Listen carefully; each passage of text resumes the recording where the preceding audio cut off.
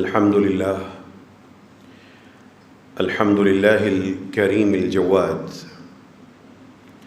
خلق الإنسان وفضله على سائر الخلق وجعل له السمع والبصر والفؤاد.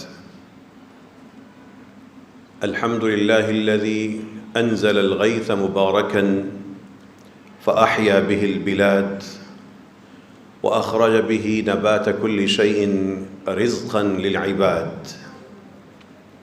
الحمد لله ونحمده تبارك وتعالى حمد الطائعين العباد ونعوذ بنور وجهه الكريم من الوعيد بسوء المهاد.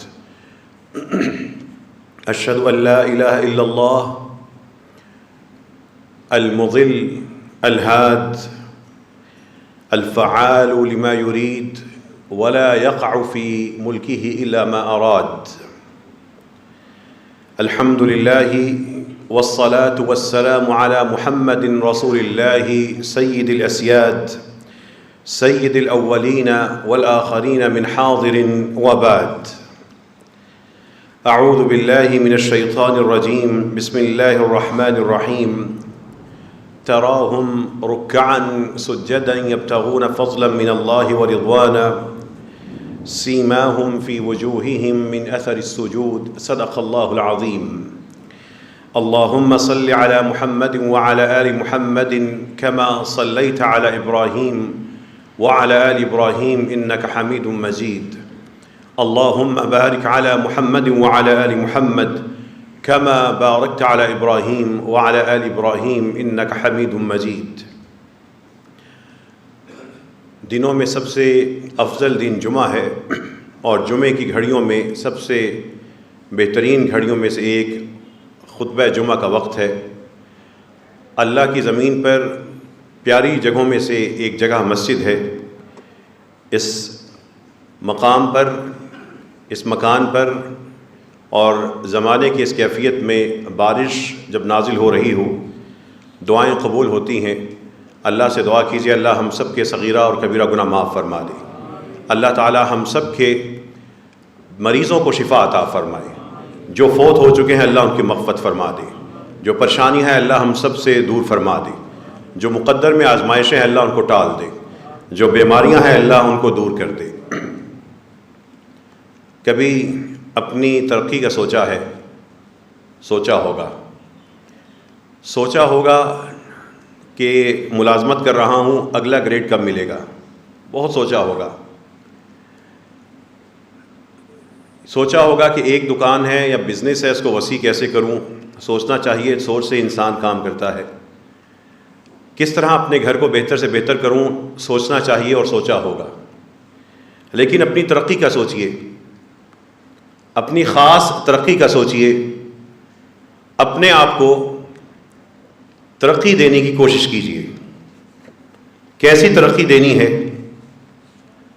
کیسی ترقی کی کوشش کرنی ہے اور اس کی کیفیت نوعیت کیا ہونی چاہیے. وہ دنیا میں ملازم کے گریڈ ہوتے ہیں. دنیا میں کاروباری لوگوں کی مختلف کیٹیگریز ہوتی ہیں. اسی طرح ایک مسلمان کی اس کے درجات ہیں. ہر مسلمان کو پہلی چیز جو اللہ نے درجہ عطا کیا ہے کہ کروڑوں نہیں اربوں کافروں کے درمیان اس کو مسلمان بنا دیا. یہی اس کا ایک درجہ اتنا بڑا ہے. اربوں ایسے لوگ ہیں جو بڑے پڑھے لکھے ہیں, زندگی کے مانے ہوئے لوگ ہیں, انسان ان کے گیت گاتے ہیں, لیکن اللہ نے ان کو محمد الرسول اللہ صلی اللہ علیہ وسلم کو امتی نہیں بنایا. اللہ نے ایک مسلمان کو یہ ترقی پہلے ہی دے دی ہے. کتنے ہی لوگ ہیں وہ کتابیں پڑھتے ہیں لیکن اربوں لوگوں کو اللہ تعالیٰ نے اس بات ہی سے محروم رکھا ہے کہ ان کو یہ بات سمجھ آ جائے کہ قرآن اللہ تعالیٰ کی کتاب ہے. لیکن مسلمان کو اللہ نے یہ عقیدہ عطا کیا ہے یہ محمد الرسول اللہ صلی اللہ علیہ وسلم کا امتی ہو جانا یہ کوئی چھوٹی فضیلت ہے؟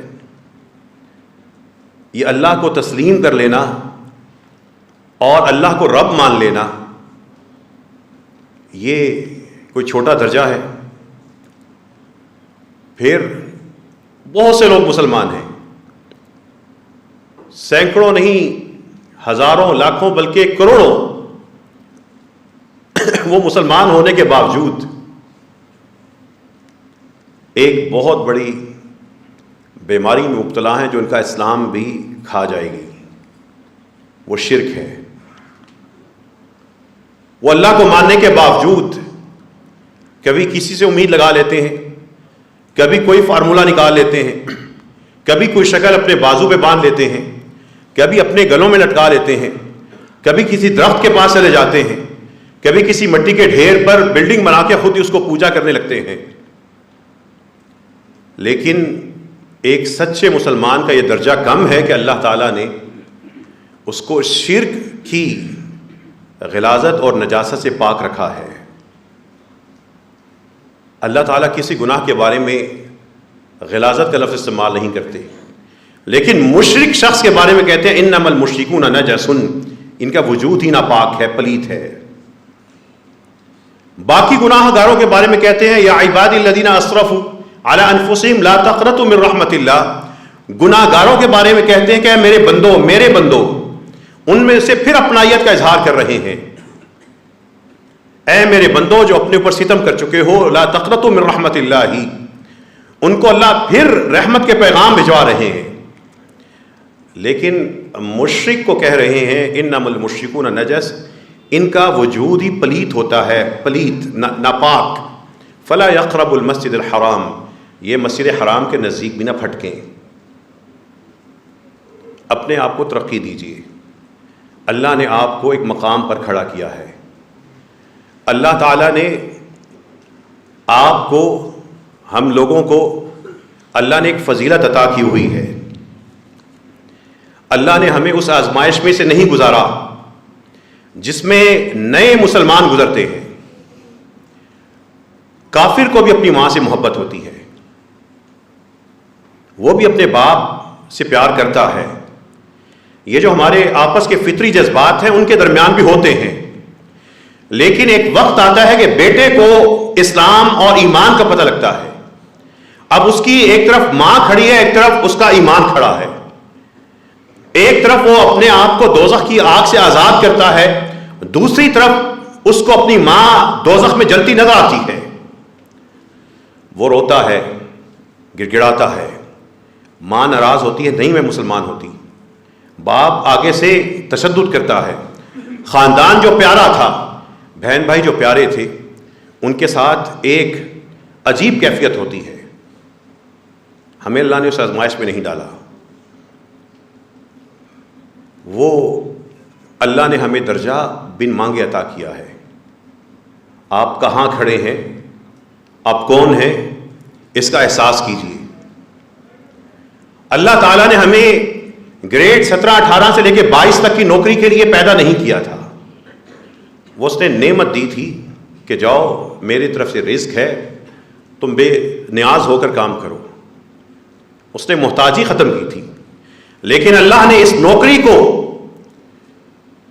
ہی مقصد بنا کے نہیں دیا تھا، اللہ نے رزق کے لیے روزگار عطا کیا تھا، لیکن اس روزگار کو رب سمجھ کے اسی کی خاطر نمازیں چھوڑ دینے کا حکم نہیں دیا تھا۔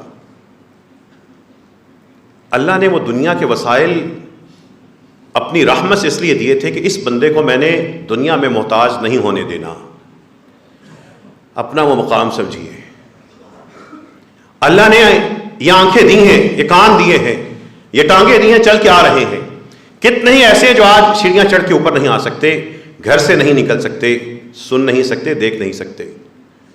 اپنا مقام سمجھیے، مقام سمجھ کے اپنے آپ کو ترقی دیجیے، اپنی ترقی کی فکر کیجیے۔ ترقی کیسے کرنی ہے، کیا کرنی ہے، کہاں تک پہنچنا ہے، انتہا کیا ہے، وقت کتنا بچا ہے، یہ سوچیے۔ پھر اپنا مقام محسوس کیجیے. کتنے ہی لوگ ہیں جن کو پورے دن ان کے گھروں، محلوں، دفتروں میں اذان کی آواز نہیں آتی، مسجدیں نہیں ہیں، آبادیاں مسلمان نہیں ہیں، اور ہو سکتا ہے وہ خود بھی مسلمان ہوں لیکن ایسے ملک میں کام کر رہے ہوں جہاں پہ کئی کئی کلومیٹر تک سفر کر کے ایک نماز کی ادائیگی کے لیے مسلمان جاتے ہیں. اپنے اس مقام کو محسوس کیجئے. فجر کے وقت اسلام آباد کی فضاؤں میں جس طرح نمازیوں کو بلانے کے لیے اذانیں گونج رہی ہوتی ہیں، لگتا ہے ایک باغ ہے اور اس میں بلبل چہچہا رہے ہیں. ایک اذان شروع ہوئی، دوسری ہوتی ہے، ابھی پہلی ختم ہوئی نہیں، تیسری شروع ہو جاتی ہے. وہ 15 سے 20 منٹ کا وہ شاندار منظر، وہ پیاری فضا، اس سے آپ لطف اندوز ہو سکتے ہیں اگر جاگے ہوں. اپنا مقام محسوس کیجئے، اپنی ترقی کی فکر کیجئے، اور ترقی دینے کے لیے، اپنے آپ کو ترقی دینے کے لیے کچھ چیزیں متعین کر لیجئے.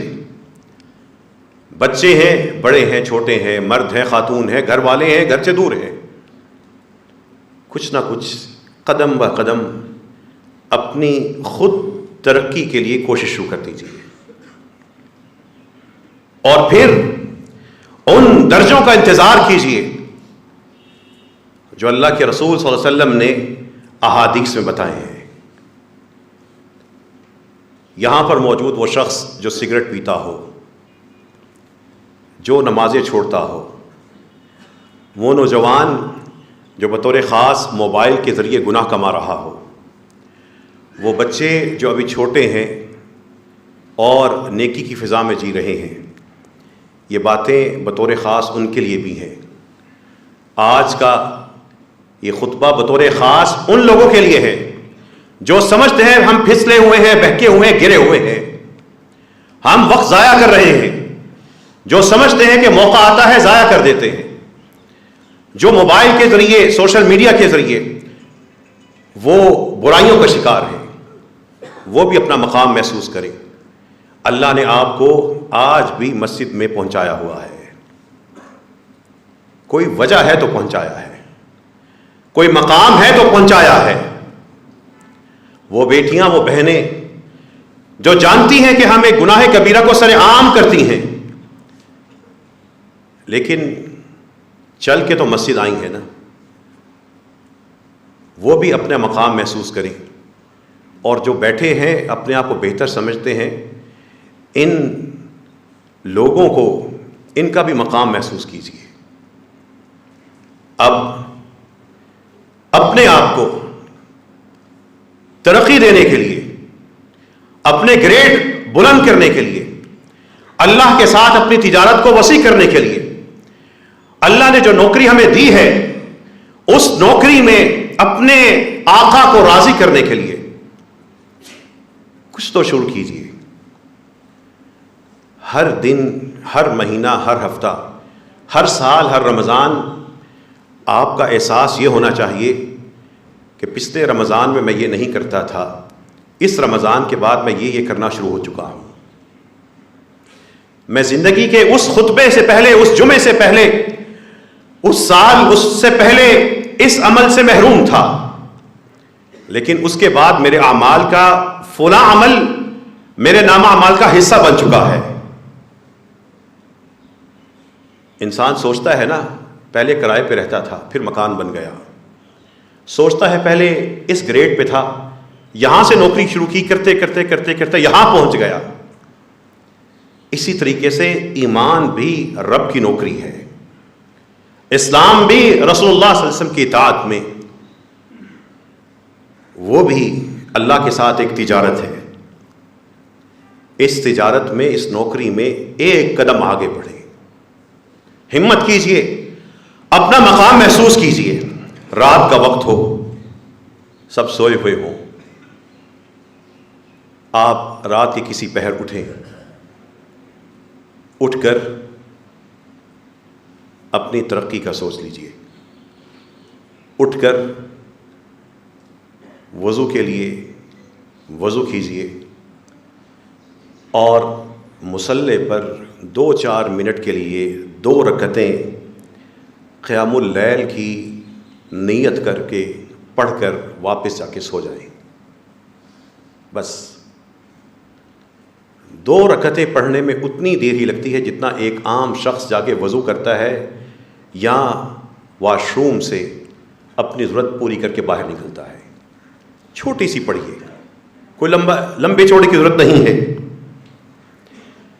اور 2 رکعت پڑھنے کے بعد جتنی دیر آپ کو اپنے بستر سے اپنے مصلی سے بستر تک لگے گی اللہ سے استغفار کر لیجئے گا. شروع میں 1 ہی دفعہ کر لیجئے،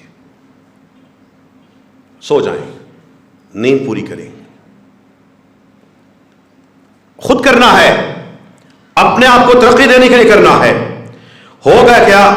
آپ رات کو اٹھے، یہ جو یہاں پر وہ شخص جو بے نماز ہے بطور خاص اس کے لیے ہے، ایک دفعہ ٹوٹ کر ہمت کر کے جا کے رات کو 5 دن کی نمازیں نہیں پڑھی نہ پڑھے، ایک دفعہ رات کو اٹھ کر یہ 2 رکعت پڑھ لینا. جو سگریٹ پیتے ہیں، نشہ کرتے ہیں، یہ ان کے لیے ہے. ایک دفعہ کسی طریقے سے جا کر رات کو اٹھ کر چھوٹی سے چھوٹی 2 رکعتیں پڑھنے کی کوشش کر کے رب سے مانگ لینا. یہ ان کے لیے ہے جن کی شامیں اور راتیں اور دن ٹی وی کے سامنے یا کمپیوٹر کے سکرین کے سامنے یا موبائل پر گناہ دیکھتی رہتی ہیں.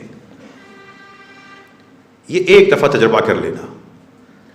اپنے آپ کو ایک دفعہ گھسیٹ کر کھینچ کر مصلی تک رات کو لے جا کر 2 رکعتیں چھوٹی سی پڑھ کر چھلانگ مار کے بستر پہ جا کے پھر سو جانا. درجہ یہ ملا ہوگا. اللہ تعالیٰ کے رسول صلی اللہ علیہ وسلم فرماتے ہیں رات کے ان پہروں میں آسمان پر جلوہ گر ہونے والا رب محبت کا پیغام دینے کے لیے دنیا کے آسمان سے قریب تر ہو جاتا ہے. آ کر وہ رب جو ہر جگہ ہے لیکن محبت کا پیغام دینے کے لیے کہہ رہا ہے میں قریب آ گیا. اعلان کرتا ہے میں یدعونی فاستجیب لہ، ہے کوئی دعا کرنے والا میں اس کی دعا قبول کر لوں. من یسألونی فاعطیہ، ہے کوئی مانگ لے میں اس کو دے دوں. اور من یستغفرونی فاغفر لہ، ہے کوئی مجھ سے معافی مانگ لے میں اس کو معاف کر دوں. جواب اللہ کہہ رہے ہیں ہے کوئی. نیچے آپ نے جو کہا ہوگا اللہ مجھے معاف کر دے، جواب آپ نے دیا ہوگا. یہ آپ کی ترقی ہوگی، یہ آپ کا درجہ ہوگا. اللہ نے سوال کیا ہے من، کوئی ہے؟ آپ کہہ رہے ہیں استغفر اللہ، میں ہوں، میں اللہ تیرے سے استغفار مانگ رہا ہوں. اور جب اللہ استغفار کی توفیق دے دے گناہ چھٹ جاتے ہیں، نیکیوں کی توفیق ملتی ہے. وہ اذان جو کانوں کو اچھی نہیں لگتی بندہ اس کا انتظار کرنے لگتا ہے. وہ نیکی کی بات جو بور لگتی ہے انسان اس نیکی کے لیے مچھلی کی طرح تڑپنا شروع ہو جاتا ہے. وہ پردہ جو بوجھ لگتا ہے اس کی خاطر بیٹی دنیا کی ہر چیز قربان کرنے کو تیار ہو جاتی ہے. وہ حلال رزق جو کماتے ہوئے تنگی محسوس ہوتی ہے انسان استغفار کی وجہ سے اس میں ایک جنت کی طرح کی زندگی گزارنا شروع کر دیتا ہے. حرام چھٹ جاتا ہے، اولادوں میں اصلاح ہو جاتی ہے. اللہ گھرانے پہ اپنی رحمتیں نازل کرتے ہیں. استغفار کے الفاظ ایسے الفاظ ہیں، سادہ سے الفاظ، استغفر اللہ. سب سے زیادہ فضیلتیں جو قرآن اور حدیث میں آئی ہیں وہ استغفار کی ہیں. اپنے آپ کو ترقی دینی ہے. فضیلتیں سننے سے نہیں، ہمتیں دکھانے سے، خود محنت کرنے سے یہ رتبے ملتے ہیں. پھر بڑے افسروں کے پاس سفارشیں جاتی ہیں، لوگ ریفرنس ڈھونڈتے ہیں، لوگ ان کے مسکرانے پہ کھل اٹھتے ہیں کہ میرے سامنے مسکرایا تھا، ان کی تصویریں لگاتے ہیں. لیکن آپ ابھی اپنے آپ کو ترقی دیجیے، اپنا مقام محسوس کیجیے.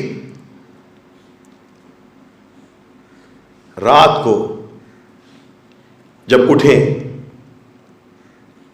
اور وہی 2 ننھی سی رکھتے ہیں، ننھی سی، لمبی نہیں کرنی، چھوٹی سی 2 رکعتیں آغاز ہے بڑے سفر کا جس کا اختتام جنت ہے، پہلا قدم ہے، صرف آپ نے اپنا قدم اٹھانا ہے، رب آگے بڑھاتا جائے گا۔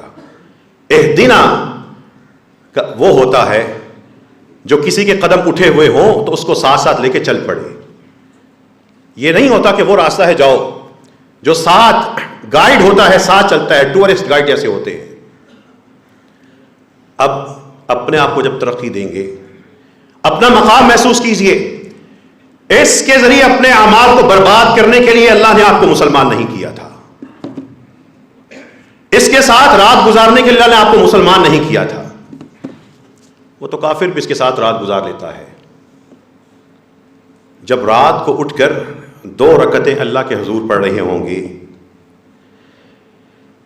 تو اللہ تعالیٰ کے رسول صلی اللہ علیہ وسلم کی یہ حدیث ذہن میں رکھیے گا کہ بندہ اپنے رب کے سب سے نزدیک اگر پہنچ سکتا ہے کسی وقت میں اور کسی جگہ پر، اقرب ما یکون العبد، جو سب سے نزدیک ہوگا من الرب، بھی اپنے رب سے، وہ اس وقت ہوگا جب وہ رات کے آخری پہر میں اٹھا ہوا ہوگا، رب کو یاد کر رہا ہوگا، سب سے قریب آپ اس وقت ہوں گے۔ آپ کے تو 5 منٹ لگے تھے، 2 منٹ وضو میں، 3 منٹ ان 2 رکعتوں میں، لیکن اللہ تعالیٰ کے قریب تر آپ تھے۔ رب اوپر سے کہہ رہا تھا من، آپ کہہ رہے تھے میں، وہ کہہ رہا تھا کوئی مانگنے والا، آپ کہہ رہے تھے میں مانگنے والا، وہ کہہ رہا تھا کوئی توبہ کرنے والا، آپ کہہ رہے تھے میں، وہ کہہ رہے تھے کوئی چاہت مانگنے والا، آپ کہہ رہے تھے میں محبت کرنے والا۔ اپنے آپ کو ترقی دینی ہوگی، اٹھنا ہوگا، وہ رمضان کی یادیں، وہ بہاریں، وہ قیام، وہ رمضان ختم ہوا ہے، قیام کا موقع ختم نہیں ہوا، وہ لذتیں ختم نہیں ہوئیں، وہ آج بھی منتظر ہیں، لیکن خطبے سن کر نہیں بلکہ سننے کے بعد ہمتیں خرچ کر کے اپنے درجے ڈھونڈنا ہوں گے، پانے ہوں گے۔ پھر سنیے، آپ تو صرف اٹھے تھے 5 منٹ کے لیے، آپ نے تو اتنا کیا تھا کہ آج رات جو مرضی ہو، ہفتے میں 1 دن، شروع میں ہفتے میں 1 دن معمول بنا لیجیے کہ میں ہفتے میں 1 دن یہ 5 منٹ کے لیے اپنی نیند کو توڑ کر فجر سے پہلے کسی بھی وقت اٹھ کر 5 منٹ کے لیے بس میں نے نماز 2 رکعت پڑھنی ہے۔ لمبی نہ سوچیے، روز پڑھوں گا نہ سوچنا۔ جب انسان نیکی کی طرف جاتا ہے تو شیطان اس کو لمبا سا ایجنڈا دے دیتا ہے اور بندہ کہتا ہے میں کہاں پورا کر سکتا ہوں۔ یہ اسی طرح ہے جیسے بیوروکریسی میں بیٹھے ہوئے شیطان جب کوئی حکمران کسی نیک کام کا ارادہ کرتے ہیں تو وہ نیکی کے راستے میں پھندے بننے والے وہ یہ نہیں کہتے نہ کرنا ورنہ سارے اس کو بدنام کر دیں گے، وہ ایک لمبا سا بجٹ تیار کرتے ہیں، لمبی سی اسکیم تیار کرتے ہیں کہ اس کے لیے اتنے ارب چاہیے ہوں گے، یہ چاہیے ہوگا، اتنے افراد چاہیے ہوں گے، یہ ٹریننگ کرنی ہوگی۔ وہ بیچارہ حکمران کہتا ہے کہ نہ ہمارے پاس بجٹ، نہ یہ کام ہو سکتا ہے، بند کر دو۔ شیطان بھی بعض اوقات انسان کو نیکی کی رغبت اتنی زیادہ دلاتا ہے کہ بندہ اپنے معمول میں پوری نہیں کر پاتا، اس لیے کم سے کم 1 قدم، صرف 1 قدم آپ نے اٹھانا ہے۔ اللہ تعالیٰ، آپ ادھر نماز پڑھ رہے ہیں 5 منٹ کی، اللہ تعالیٰ اور فرشتوں کے درمیان بات چیت آپ کے بارے میں شروع ہو جائے گی۔ اپنے آپ کو ترقی دیجیے، اپنا مقام تو محسوس کیجیے۔ اللہ تعالیٰ فرشتوں سے پوچھ رہے ہوں گے یہ بندہ کس چیز نے اس کو رات کے اس پہر میں اٹھایا ہے اور یہ نیند اور بستر چھوڑ کر یہ کیوں یہاں پر آ گیا ہے؟ اپنا درجہ محسوس کیجئے۔ آپ صرف 5 منٹ کی 2 رکعتیں پڑھ رہے ہیں، اللہ تعالیٰ آپ کے بارے میں فرشتوں سے پوچھ رہے ہیں کہ اس بندے کو ما حمل عبدی ھذا علی ما صنع، کس چیز نے میرے اس بندے کو اس چیز پہ ابھارا ہے۔ اب فرشتے آپ کا ذکر کر رہے ہیں، آپ کا اپنا مقام محسوس کیجئے، اپنی حیثیت محسوس کیجئے، اللہ نے آپ کو کتنا بڑا موقع دیا ہے، اس موقع پر سجدہ شکر ادا کیجئے۔ فرشتے کہہ رہے ہیں اے اللہ، یہ بندہ رجا ما عندک، جو تیرے پاس جنتیں اور انعامات ہیں، نعمتیں ہیں، اس کی امید لگائے کھڑا ہے، وشفقۃ مما عندک، اور جو آپ کے پاس عذاب ہے، آزمائشیں، بیماریاں اور سختیاں ہیں، اس سے ڈر کے کھڑا ہے۔ سوال کرنے والا اللہ تعالی، جواب دینے والے اس کے فرشتے۔ کس کے بارے میں بات ہو رہی ہے؟ آپ کے بارے میں جو 5 منٹ کی 2 رکعتیں رات کو ٹوٹی پھوٹی پڑھ رہے ہیں۔ ہے کوئی اتنی محبت کا پیغام دینے والا؟ اللہ فرشتوں کا جواب سنتے ہیں اور فرشتوں سے کہتے ہیں قد اعطیتہ ما رجا، اس بندے کو جو اس کو امید ہے میں نے اس کو دے دیا، وامنتہ مما یخاف، اور جس سے وہ ڈر رہا ہے میں نے اس کو سے بچا لیا، بے خوف کر دیا۔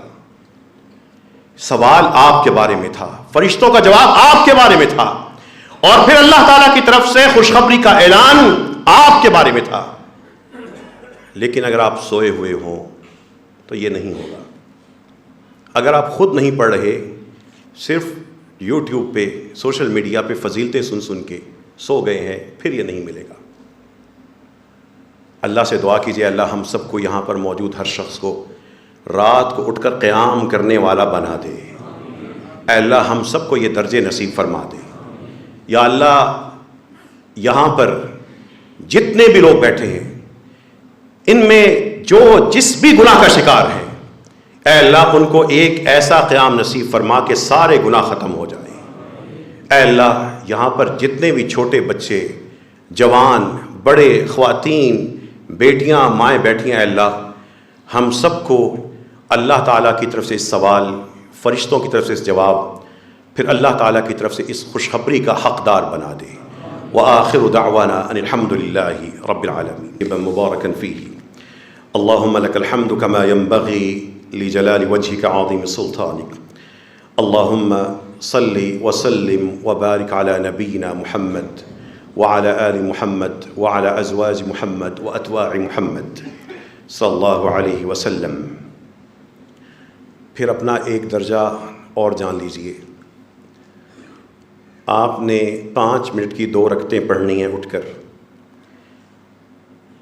جو لوگ پہلے آئے ہیں نزدیک ہو جائیں، بارش ہے تاکہ آئندہ لوگ، آنے والے لوگوں کی جگہ بن جائے، اور اوپر ساری جگہ تیار کی گئی ہے، جو لوگ سیڑھیوں پہ کھڑے ہیں وہ اس طرف چلتے جائیں۔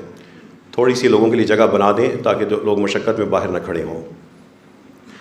آپ نے تو صرف 2 رکعت پڑھی، لیکن اللہ نے فرشتوں کو بتا دیا کہ یہ بندہ بخشا گیا۔ اللہ تعالیٰ ایسے میاں بیوی کی طرف دیکھ کے مسکرا رہے ہوتے ہیں اور ان پہ خوش ہو رہے ہوتے ہیں جو ایک دوسرے کو جگاتے ہیں۔ پھر ان لوگوں کا تذکرہ قرآن میں کیسے آتا ہے؟ والذین یبتغون یبیتون لربہم سجدا وقیاما، جو اپنے رب کے لیے راتیں گزارتے ہیں، کبھی سجدے میں کبھی قیام میں۔ اس میں کچھ تو حصہ ڈال لیجئے۔ جو نیک کام کا تذکرہ قرآن میں سنیں، اس میں کچھ نہ کچھ وہ صرف کمانی شروع کر دیں۔ کہیں صبر کا آئے، صبر کو اللہ کے ساتھ سودا بنا لیں۔ خرچ کرنے کا آئے، خرچ کرنے میں شامل ہو جائیں۔ جہاں پر غصہ پینے کا ذکر آئے، سن لیا، اس کو اپنی عادت بنا لیں۔ اپنی ترقی کا سوچیے۔ ترقی مسلکوں کے پیچھے چل کے نہیں ملے گی، قرآن کو اپنی سیرت بنانے کی وجہ سے ملے گی۔ ترقی فرقوں کی خاطر محبت سے نہیں ملے گی، الٹا فرقے کی محبت میں جو نیک عمل ہوتا ہے وہ بھی عذاب کی طرف لے کے جاتا ہے، اس لیے کہ وہ اللہ کے لیے ساتھ اخلاص میں مبنی نہیں ہے، بلکہ وہ فرقہ واریت کا ایک حصہ بن کر فرقے کی محبت میں ہوتا ہے، خواہ وہ سب سے زیادہ شرک سے پاک لوگ ہی کیوں نہ ہو۔ اگر وہ بھی فرقے کی وجہ سے نیک عمل کریں گے اور آپس میں اکٹھے ہوں گے تو وہ بھی اسی آیت میں آئیں گے جس میں اللہ فرماتے ہیں کہ فرقہ واریت میں نہ پڑنا ورنہ تمہارے دردناک عذاب ہے۔ اور یہ فضیلتیں صرف خطبے دینے اور سننے سے نہیں اور پوسٹیں کرنے سے نہیں، عمل کرنے سے ملے گی۔ اللہ تعالیٰ جو کہتے ہیں کانوا قلیلا من اللیل ما یہجعون، جب بھی قرآن میں رات کو اٹھنے والوں کا تذکرہ آتا ہے، قرآن کے الفاظ کی بناوٹ اور اس کی سجاوٹ ہی ایک اور رنگ دیتی ہے۔ والذین یبیتون لربہم سجدا وقیاما، اللہ تعالیٰ بڑے پیار سے ایک بندے کا پوچھتے ہیں امن ہوا قانت آناء اللیل، بتاؤ تو صحیح اس پیارے بندے کی کیا کیفیت ہوگی جو رات کے وقت کھڑا ہے، مطیع فرما بردار بنا ہوا ہے، ساجدا وقائما، کبھی سجدے کرتا ہے کبھی کھڑا ہوتا ہے، یحذر الآخرہ، آخرت کا ڈر دل میں پالے ہوا ہے، ویرجو رحمت ربہ، اپنے رب کی رحمت کا امیدوار بنا ہوا ہے۔ اس کا تذکرہ ہی اور قسم کا ہوتا ہے۔ سیماہم فی وجوہہم من اثر السجود، ان کے قیامت کے روز ان کے سجدوں کے اثر کی وجہ سے ان کی پیشانیاں گواہی دیتی ہوں گی۔ ان کا تذکرہ ہی قرآن اور الفاظ سے کرتا ہے تتجافا جنوبہم عن المضاجع، یہ پہلو ہے نا جو ہم تھکا لیتے ہیں سو سو کے، قرآن کہتا ہے خواب گاہوں سے ان کے یہ پہلو کٹے رہتے ہیں، دور دور رہتے ہیں۔ قرآن ان کی پیشانیوں کا ذکر کرتا ہے، ان کے پہلوؤں کا ذکر کرتے ہیں جس کے بارے میں انسان کچھ سوچتا ہی نہیں۔ اللہ تعالیٰ سے دعا کیجئے اللہ ہم سب کو رات کا قیام کرنے کی توفیق عطا فرمائے۔ جو رمضان کا تسلسل تھا اللہ اگلے رمضان تک اس قیام کا تسلسل ہمارے لیے جوڑ دے۔ اے اللہ قیام کی جو برکتیں ہیں، رحمتیں ہیں، نعمتیں ہیں، اللہ ہم سب کو عطا فرما دے۔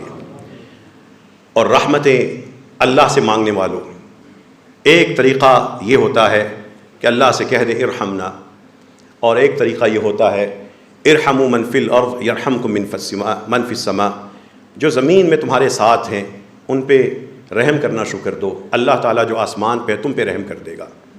یعنی اعمال رحمت والے بنا لو، اعمال رحمت والے بنا لو، رحمت دے دو رحمت مل جائے گی، رحمت بکھیر دو رحمت مل جائے گی، رحمت بن جاؤ رحمان تمہیں مل جائے گا۔ یہ عملی زندگی میں خود بھی رحمان اور رحیم کے بندے بنتے جائیں۔ اللہ کی توفیق سے اس مسجد سے وابستہ قافلہ رحمت سے اللہ تعالیٰ جو بھی کام لے رہے ہیں، اور ہم صبح و شام دیکھ رہے ہیں کہ ایک ذات ہے جو ہمارے ساتھ، ہمیں محسوس ہوتا ہے کہ وہ ذات یہ کام کروا رہی ہے۔ اس رمضان میں جو سینکڑوں نہیں ہزاروں افراد کے انٹرویوز ہوئے، ان میں سے کم از کم 450 سے زیادہ ایسے لوگ تھے جو مکمل طور پہ معذور تھے، ایک یا دو ٹانگیں کٹی ہیں، بازو نہیں ہیں۔ ایسے بھی آئے جنہوں نے قمیضیں اٹھائیں تو سامنے ان کی آنتیں نظر آ رہی ہیں، علاج نہیں کروا سکتے۔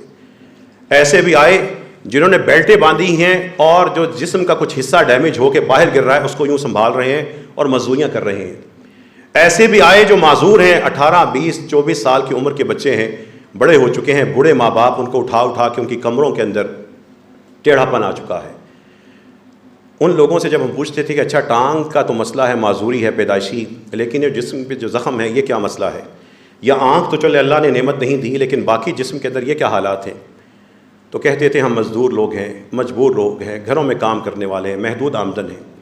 جب ایک معذور بیمار ہوتا ہے اس کو باقاعدہ گاڑی کروا کے لے کے جانا، ہسپتال آنا لے جانا، یہ 5-6 ہزار روپے کا ہمیں کم از کم خرچہ ہوتا ہے، اور ہماری ماہانہ تنخواہ 15، 18، 20 ہزار کے درمیان جینے والے ہیں۔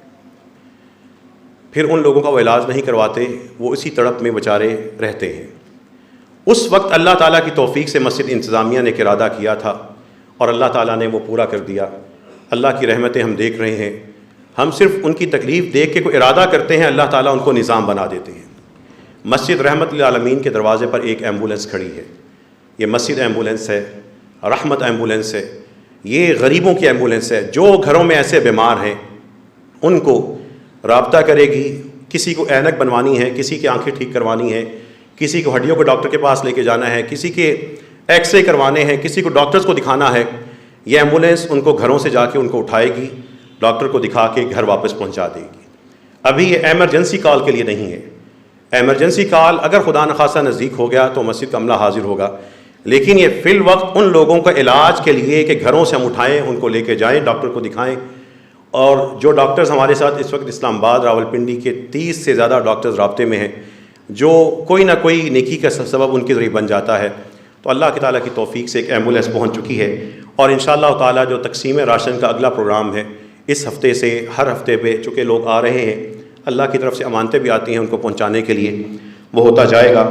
اور بڑی عید کے لیے ہمارا 1 مئی سے انشاءاللہ پورا مسجد کا عملہ پھر اسی آپریشن مصروف ہو جائے گا کہ بڑی عید تک جو رجسٹرڈ یتیم بچے ہیں، بیوہ خواتین ہیں، معذور افراد ہیں، ان کو کپڑے، ان کو راشن، اس طرح کی جتنی چیزیں اہل ایمان کی امانتیں ہیں وہ انشاءاللہ دی جائیں گی. یہ ساری رحمت کے جو رنگ ہیں. ایک چھوٹا سا اعلان ہوا تھا. ایک ہمیں عید کے دن پریشانی پہلے ہوتی تھی، ہم نماز عید پڑھانے سے پہلے اعلان کرتے تھے فطرانہ دے دیجئے، لوگ ڈال دیتے تھے. اب عید کے دن آپ فطرانہ غلے میں ڈال گئے، اب اس دن ہم مستحق کو کہاں پہ ڈھونڈیں؟ اس دن ہم اس کو راشن خرید کر ان پیسوں کے کہاں پہنچائیں؟ خیر وہ امانتیں 1-2 دن کے فرق سے پہنچ جاتی تھیں، لیکن اس کا سدباب ایسے کیا گیا تھا.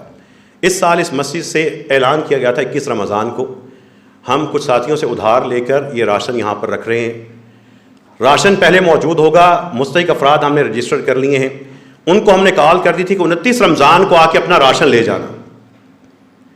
اس چھوٹے سے عمل سے کہ ان کی رجسٹریشن کر لیں، ان کو 29 رمضان کو بلا لیں.